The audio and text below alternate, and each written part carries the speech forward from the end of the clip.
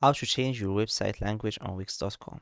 Hello guys, today I'll be showing how to switch your website language. So you hit to the settings, language and region.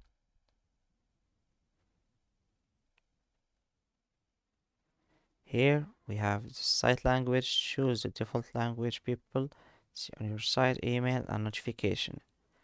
This website supports all, not all, uh, probably all the language on the world.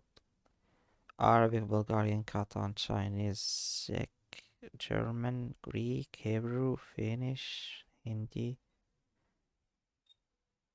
So for me, I'm choosing English, and you are watching the video in English, so you will be choosing English. I trust you. Thanks for watching, and don't forget to like and subscribe.